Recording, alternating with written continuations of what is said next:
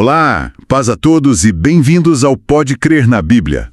Olá, é uma alegria estar aqui para mais um estudo. Hoje a gente continua nossa série de estudos diários, profundos e reflexivos sobre o Apocalipse.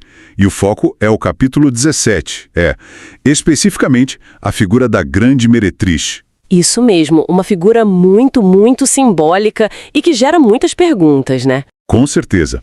E para guiar nossa análise, a gente está se baseando exclusivamente na lição 14 do estudo Bíblia Fácil Apocalipse. O título da lição é A Queda da Grande Meretriz. Exato. É fundamental lembrar que toda interpretação que vamos discutir vem dessa fonte, desse material de estudo. O material completo, aliás, está disponível de graça no link aqui na descrição. Perfeito. Nosso objetivo, então, é desvendar o simbolismo e o significado que essa lição específica apresenta, buscando clareza nessa passagem tão complexa. Vamos começar? Vamos lá. A lição começa descrevendo a visão, né? João é chamado por um anjo, um daqueles com as taças, para ver o julgamento da meretriz. O estudo até destaca a palavra grega krima, indicando que é uma sentença já definida. Sim, e ela aparece sentada sobre muitas águas. E diz lá em Apocalipse, capítulo 17, versículos 1 e 2, que ela embriaga os reis e os habitantes da terra com o vinho da sua prostituição. Certo, e esse vinho? E as muitas águas? O que a lição diz que eles representam? Então, segundo o estudo, o vinho simboliza as falsas doutrinas. São ensinos que, confundem as pessoas, tiram o discernimento entre verdade e erro. Já as muitas águas, a lição interpreta como povos, multidões, nações, mostrando a influência global dessa entidade. Faz sentido, dentro da simbologia do Apocalipse. Aí a visão continua. João é levado ao deserto e a descrição fica mais vívida. Ele vê a mulher montada numa besta escarlate. Isso, uma besta cheia de nomes de blasfêmia, com 7 cabeças e 10 chifres. E a mulher, nossa, a descrição é de muito luxo, né? Púrpura, escarlate, o ouro, pedras preciosas. E um cálice de ouro na mão, cheio de abominações. Na testa, aquele nome misterioso, Babilônia a Grande, a mãe das meretrizes. E o versículo 6 diz que ela está embriagada com o sangue dos santos. Pesado. Muito pesado. E aqui a lição faz uma conexão bem direta. Ela argumenta que essa ostentação toda, as cores, a perseguição aos fiéis, tudo isso aponta para um poder que já foi descrito antes, lá em Apocalipse 13, a primeira besta. Que seriam? Segundo a identificação feita nesta lição, seria o sistema papal, a Igreja Romana enquanto instituição.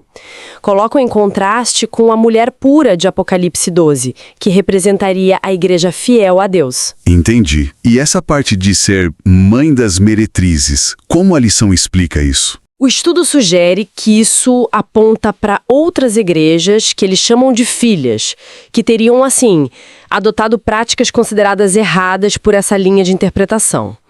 Um exemplo citado é a mudança do dia de guarda, do sábado para o domingo.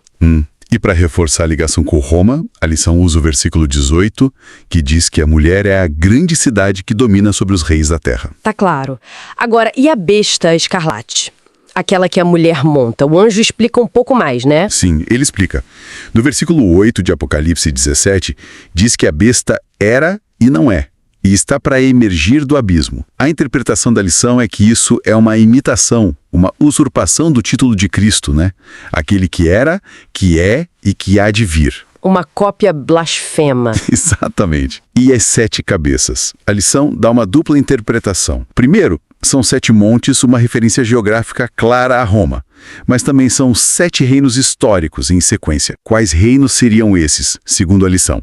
Egito, Assíria, Babilônia, Medo-Pérsia, Grécia, Roma Imperial e, por fim, Roma Papal.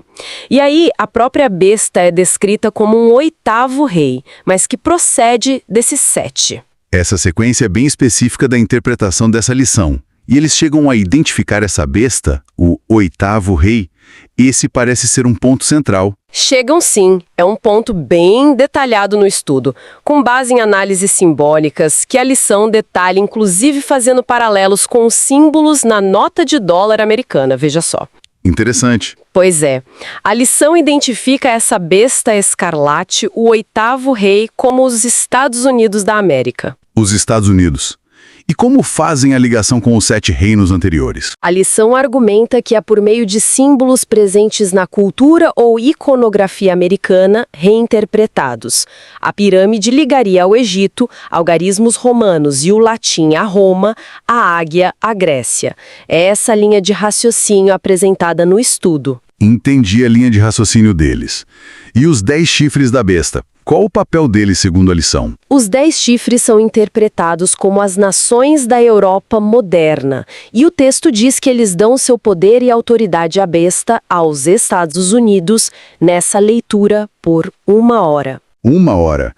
Um tempo curto, eu imagino. Exato. O estudo aplica um cálculo profético específico e interpreta como 15 dias literais. A ideia central para a lição é que essa aliança Europa-Estados Unidos vai apoiar a meretriz, o papado. E o clímax disso seria a imposição mundial de decretos religiosos, sendo o principal deles uma lei dominical universal. Mas tem uma reviravolta aí, né? O próprio Apocalipse 17 descreve isso. Tem sim uma reviravolta surpreendente. O versículo 16 diz que os 10 chifres, a Europa nessa leitura, e a própria besta, os Estados Unidos, vão passar a odiar a meretriz. Vão destruí-la.